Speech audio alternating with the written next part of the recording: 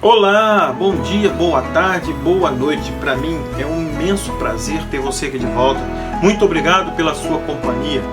Você que ainda não é inscrito no canal, que é a primeira vez que chegou aqui, que você possa estar à vontade, fique à vontade, porque aqui é um canal onde eu falo da palavra de Deus, daquilo que Deus espera de você, uma atitude em relação a Ele, uma atitude de reconhecer a sua autoridade. A verdade é que Deus não precisa disso, mas Ele faz questão de ter isso como um seu maior plano, vamos assim dizer, que é a vida do homem. O homem foi totalmente feito por Deus e por causa disso nós temos que buscar saber cada dia mais o que Deus pensa ou o que deixa de pensar. Eu sei que a nossa mente é vasta, é comprida, é longa, mas eu sei também que se buscarmos entendimento, em certo momento iremos encontrar a realidade, que é a fé que nos leva ao arrependimento, chamado conversão. A conversão, ou seja, você é uma coisa e transforma-se em outra.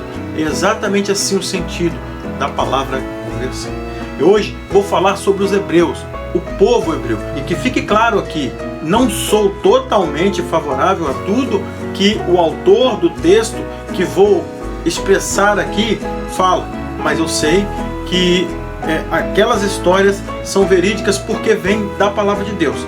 Ele em várias vezes fala sobre a mitificação, ou seja, o mito da história do povo hebreu contado do jeito que foi contado na Bíblia. Mas para mim, quero que vocês saibam, aquilo tudo que está contado na Bíblia não é mitificação, não é apenas um mito, é sim a realidade, é o que Deus diz. Para mim, a verdade é o que Deus diz, independente se alguém tem uma base diferente da minha ou não. Tá bom? E que fique claro isso. Então vamos embora para o conteúdo.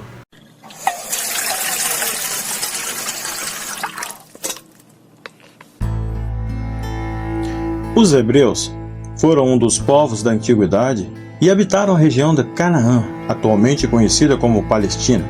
A história hebraica é marcada por 3 grandes períodos: patriarcas, juízes, monarquia. Durante o domínio romano, os hebreus começaram a abandonar a região em razão da violência praticada contra eles. A história dos hebreus está relacionada com o patriarca Abraão. Esse personagem é apresentado no relato bíblico como um pastor seminômade que vivia na região de Ur, localizada na Mesopotâmia. Esse relato conta que Abraão teria recebido uma profecia para que abandonasse a região e estabelecesse com o seu povo em outro lugar, que seria indicado por Deus. Essa migração levou Abraão a Canaã, local que atualmente conhecemos como Palestina. Lá, os hebreus encontraram terras férteis no Vale do Jordão. Embora muitos tenham se estabelecido em regiões desérticas, o seminomadismo continuou sendo uma prática comum, e essa fase iniciada por Abraão ficou conhecida como o período dos patriarcas. Entretanto, muitos historiadores entendem que a história de Abraão é um mito de origem. Isso porque sustentam esses historiadores. Provavelmente surgiram no interior da sociedade cananeia. Depois de se estabelecerem em Canaã, os hebreus mudaram-se para o Egito. Existe divergência entre os historiadores se essa migração aconteceu em uma pequena e larga ou uma grande escala. De acordo e de forma assertiva, acredita-se que isso pode ter acontecido por volta de 1700. A motivação dessa migração teria sido a escassez de alimentos em Canaã, enquanto o Egito havia abundância de terras férteis. A chegada dos hebreus ao Egito teria coincidido com o período em que a região estava sob o domínio dos Hicsos, um povo de origem semita, como os hebreus. Isso possibilitou que os hebreus se estabelecessem no território egípcio sem problemas, chegando até a ocupar posições de preeminência na administração do Egito. Depois da expulsão dos Hicsos, os hebreus teriam sido punidos pela colaboração com os invasores. Os hebreus, escravizados pelos egípcios, conseguiram sua libertação por meio de Moisés, em aproximadamente 1300 a.C. A libertação do Egito e o retorno dos hebreus para Canaã configuraram o chamado Êxodo. Os historiadores afirmam que a migração de hebreus do Egito para Canaã aconteceu, embora afirmem que a quantidade dos hebreus que migrou não deve ter sido tão grande como sugere a narrativa bíblica. Então, podemos dizer que a história do Êxodo realmente ocorreu, mas foi apresentada de forma mitificada na Bíblia. Eu, particularmente, acredito que realmente aconteceu como a Bíblia fala. De forma, os hebreus que vieram de nômades ou como nômades na península do Sinai e depois procuraram fixar-se em Canaã, mas a região já era ocupada por outros povos, como cananeus e filisteus. A narrativa bíblica, que para mim não é só uma narrativa, e sim um conto verídico, fala que os hebreus teriam iniciado uma campanha militar para conquistar a terra, mas os historiadores questionam essa afirmação. Quero lembrar aos ouvintes que historiadores não estavam presentes e a Bíblia, ela fala do homem que instituiu toda a história. Nesse texto, os historiadores afirmam que a Bíblia pode não estar contando fatos verídicos. Historiadores afirmam que a infiltração dos hebreus em Canaã foi lenta e não existem muitos indícios que apontam uma invasão militar ou em larga escala. Outros historiadores apontam para o fato de que houve campanha militar, mas que ela não teria sido em larga escala e nem teria realizado a conquista plena da região. Vestígios da fundação de aldeias ao norte de Jerusalém são encarados como indícios de chegada hebraica em Canaã. Quero frisar também que a Bíblia sempre relata anos de uma movimentação do povo judeu ou hebreu. Nessa fase histórica hebraica, a grande autoridade dos hebreus era os chefes militares, conhecidos como juízes. Após se estabelecerem em Canaã, os hebreus deram início a uma fase de centralização de poder e expansão de suas fronteiras, que resultou no surgimento da monarquia hebraica. Essa monarquia surgiu por meio de Samuel, o último juiz hebreu, que no final do século 11 a.C. decidiu coroar Saul como rei. A motivação para isso seria a garantia da segurança das terras hebraicas, uma vez que o enfraquecimento de grandes reinos como a Síria e Egito, novos povos teriam surgido como potências. Esses povos, como os moabitas, procuravam expandir seus domínios e terras, colocando-as como ameaça aos hebreus. A monarquia era alternativa, pois uma liderança forte poderia garantir a defesa dos hebreus. A monarquia hebraica teve 3 grandes reis que foram Saul, Davi e Salomão. O reinado de Saul ficou marcado por algumas conquistas militares, mas ele acabou morrendo na batalha contra os filisteus. O sucessor foi Davi, que precisou disputar o poder de Israel com Isbosete, filho de Saul. Do reinado de Davi, o grande destaque é a conquista de Jebus, cidade dos jebuseus. Essa cidade tornou-se capital dos hebreus e é conhecida atualmente como Jerusalém. Por fim, o reinado de Salomão foi um período de prosperidade econômica, destacando-se a grande obra envolvida na construção do Templo de Jerusalém, o lugar que se tornou sagrado para os hebreus. Depois do reinado de Salomão, o reino de Israel enfraqueceu-se.